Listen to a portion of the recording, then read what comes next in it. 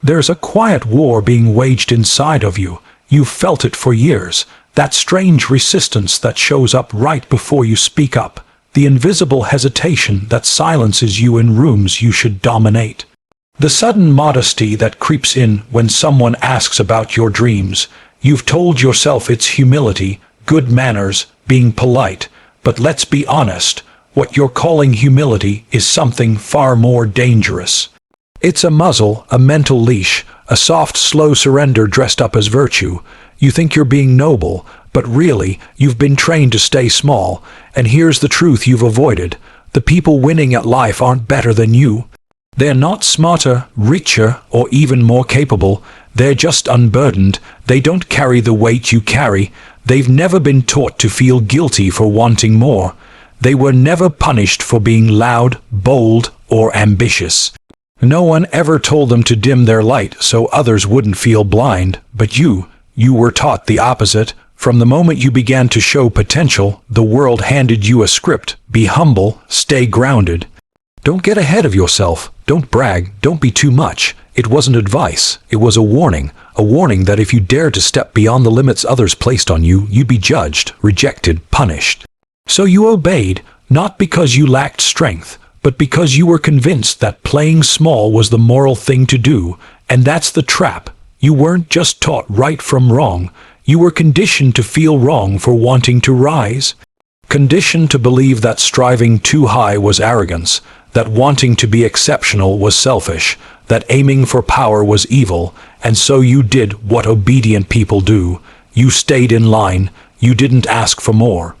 You softened your voice, you filtered your dreams, you told yourself it was maturity, ethics, character, but it wasn't. It was fear, not of failure, but of being seen, of being envied, of being powerful. Because powerful people threaten the comfort of the crowd, and the crowd punishes what it doesn't understand. You've seen this pattern. Every time someone begins to ascend, the backlash comes quickly. Not because they're doing harm, but because they dare to exist without apology. And that terrifies people. It reminds them of what they gave up, their own boldness, their own freedom, and so they lash out with the only weapon they've been given, shame. They don't imprison you with bars, they imprison you with guilt, and they call that morality. But morality without clarity becomes manipulation, and in your case, it became your cage. You felt the bars. Every time you silence yourself to avoid offense, every time you downplay your wins, every time you give away credit just to seem humble, that's not virtue, that's programming, emotional obedience disguised as goodness. And the people teaching it to you, they're not living by it. The wealthy aren't ashamed of wealth. The powerful don't apologize for winning. The loud don't ask for permission. They built a system where shame is only for the ones at the bottom. Because shame makes you manageable, predictable, safe. But what if you decided not to be safe? What if you stopped negotiating your existence? What if you allowed yourself to want, unapologetically, to desire status, influence, greatness, not with guilt, but with clarity? Most people never do. They're too busy asking for permission, too busy worrying about approval, too trained to seek applause before they move, and that's why they stay stuck.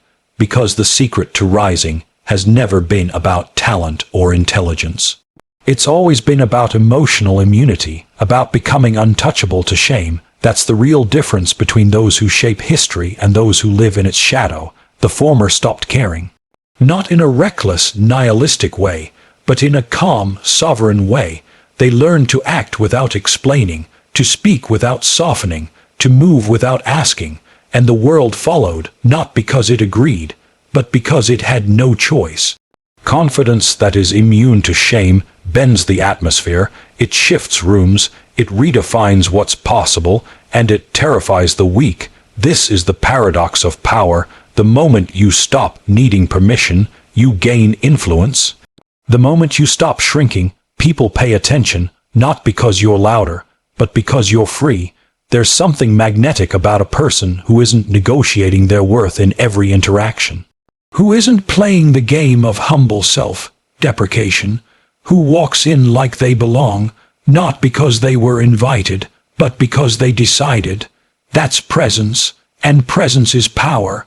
But to get there, you must break the contract. The unspoken agreement you signed with society that said, if I stay small, they'll accept me. They won't. That was the lie. Acceptance is a moving target, and even when you hit it, they'll raise the bar. You'll never be humble enough, never modest enough, never agreeable enough to truly be safe. So stop trying. There is no safety in obedience, only predictability, and predictability is the enemy of power. So here's what you must do. You must start choosing yourself, loudly, publicly, without the need for applause. You must start speaking before you're ready, taking up space before you're approved, wanting more without apologizing for it. Not because it's easy, but because it's necessary, because until you do, you'll be playing a game that was never designed for you to win. The people in power today didn't wait to be liked. They didn't sit around hoping someone would understand them. They acted, they moved, they executed, and they dealt with the backlash like warriors, not beggars. That's what it takes. The willingness to be misunderstood, the courage to be hated, the strength to be seen without flinching. You think people fear arrogance. They don't. They fear certainty, certainty without compromise, certainty that doesn't flinch under pressure, that doesn't backpedal under judgment. And let's be clear, judgment is coming either way. Whether you rise or stay where you are, they will judge you, so you might as well rise. At least then, the judgment is worth something. At least then, you're living on your terms, not theirs. But it takes discipline. It's not enough to say I don't care. You have to prove it with action. You have to stop editing your voice, stop watering down your vision, stop surrendering your sharpness just to be palatable. That's the real test.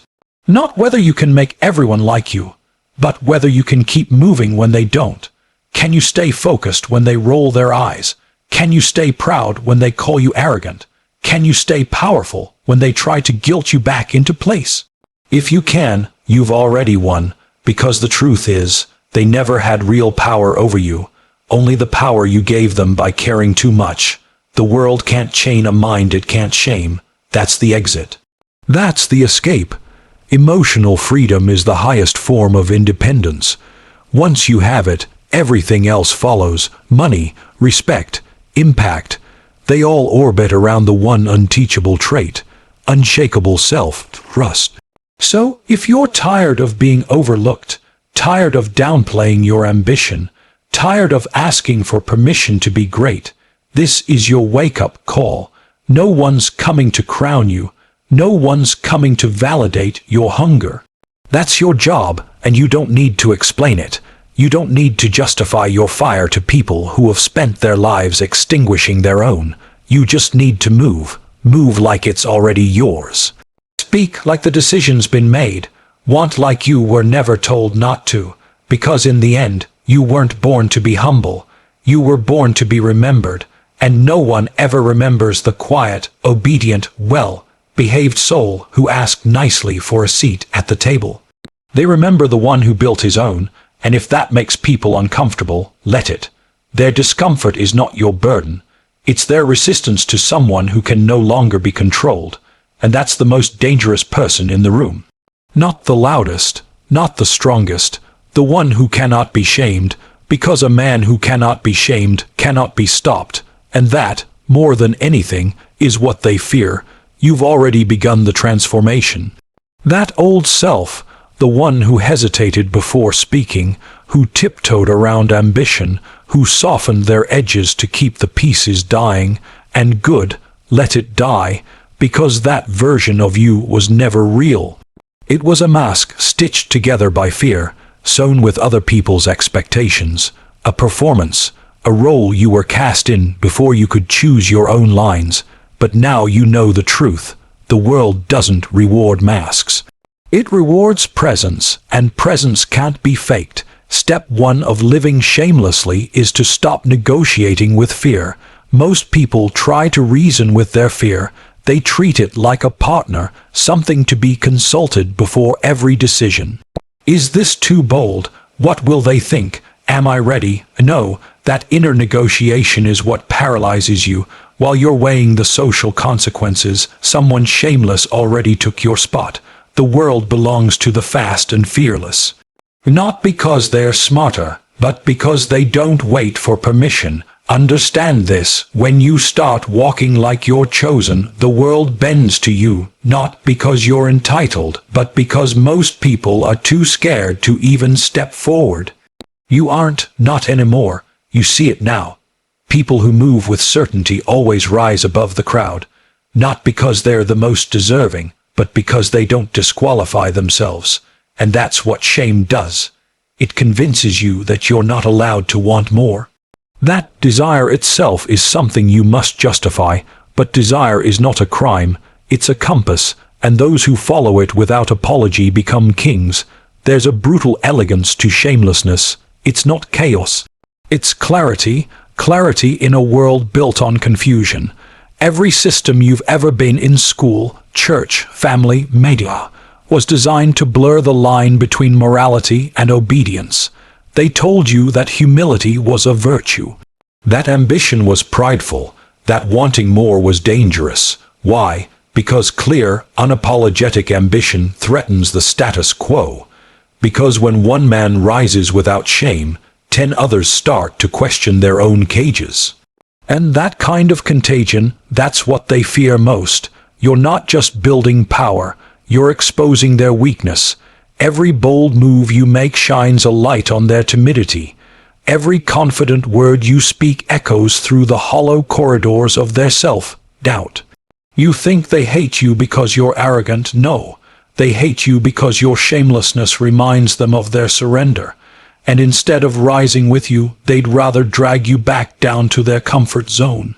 But comfort is a coffin. It's soft, it's familiar, and it slowly kills everything extraordinary inside you. The path forward is solitary at first. Don't expect applause, expect resistance, expect mockery. They'll tell you you're delusional, too confident, too much. But too much is a phrase used by the too little. You have to understand that the first phase of power isn't acceptance, it's alienation. You will lose people. You will intimidate friends. You will disturb the herd. That's how you know you're doing it right. They're supposed to resist. They're supposed to misunderstand you, because if everyone gets you, you're not saying anything worth hearing. The next phase is composure. Real power isn't about volume. It's about silence, the kind of silence that makes a room nervous. You don't need to defend your moves. You don't need to explain your ambition. The moment you stop over-communicating is the moment you gain mystery, and mystery is leverage. People can't predict what they can't read, and unpredictability, calculated, controlled unpredictability, is how you stay untouchable. That's how you keep the upper hand, not through manipulation, but through emotional discipline. You are not here to be understood, you are here to be felt. Now let's talk about ambition, the real kind. Not the socially acceptable version where you say you want to make an impact, while downplaying your hunger for power. I mean raw, primal ambition, the kind that keeps you awake at night, the kind that doesn't care who it offends. That kind of ambition is holy, it's sacred, and you should never dilute it for approval. Never sanitize your goals to make them easier to digest. That's how leaders become followers. That's how kings become servants. This is where most people quit. Right here, right when the world starts noticing their boldness, because the attacks come fast. Not physical attacks, emotional ones, subtle shame, backhanded compliments. Smiles that hide knives. You've changed. Don't get ahead of yourself. Stay grounded. These are not words of concern. They are warnings. Warnings that your rise is making the comfortable uncomfortable. Good. That's your signal to keep going. Power doesn't come to those who ask for it politely. It comes to those who take it decisively. There's no prize for being the most agreeable person in the room. You know what people respect: certainty, even if it's wrong, even if it's polarizing. The man who speaks with conviction will always command more attention than the man who doubts out loud. That's not ego. That's leadership, and leadership requires edge. You can't cut through noise with softness. You need sharpness, precision, the kind that offends people who have dulled themselves into irrelevance. Here's the hard truth. Most people don't hate arrogance. They hate seeing someone free from doubt, free from shame, free from the need to explain, because that kind of freedom is confronting. It forces them to reckon with how much they've settled, so they shame what they fear. They attack what they envy, but none of that matters if you understand the game. Their judgment is not your mirror. Their approval is not your compass. Your only duty is to stay sharp, stay focused, stay dangerous. You've got to get ruthless with your time, with your energy, with your circle. Cut off the slow thinkers, the excuse makers, the people who spend more time discussing limits than possibilities. These people aren't friends. They're anchors. You think you're being kind by keeping them around, but kindness that shrinks you is cowardice in disguise. You owe no one your stagnation. You are not required to dull your shine to protect their ego. Let them go, let the dead weight fall. You don't need a crowd, you need velocity, and once you reach velocity, everything changes. You start seeing the world not as it is, but as it responds to you. Opportunities multiply. Resources appear, doors open, not because the world suddenly got easier, but because you stopped walking like a beggar. You started moving like a force, and the universe respects momentum. It respects decisiveness. When you show up like a king, the world has no choice but to negotiate. So ask yourself, what are you still waiting for? The perfect moment, the green light, the external validation that says you're ready. That's the final lie shame whispers before it dies. You're not waiting for a moment. You're stalling because you're still afraid of leaving the herd. But the herd was never your destiny. You weren't born to blend in. You were born to dominate. And domination doesn't happen through waiting. It happens through movement. Bold, deliberate, unapologetic movement. The final stage of shamelessness is ownership. Total ownership. Of your past, your flaws, your strengths, your results. No excuses, no stories, no sugarcoating. This is where you become lethal. Because the man who owns everything can be blamed for nothing. You accuse him, he agrees. You shame him, he thanks you. You try to rattle him, and he stays immovable. That kind of emotional self-possession is rare, and it terrifies people, because they know they can't touch you, and when they can't touch you, they can't stop you. Remember this always. The system only has power if you need it. The moment you stop needing it, its approval, its permission, its praise, it loses all leverage. That's the secret. That's the escape hatch. And it's not found in some guru's book. It's found in your willingness to be hated, to be misunderstood, to be talked about, because if you can endure that fire, you come out the other side untouchable.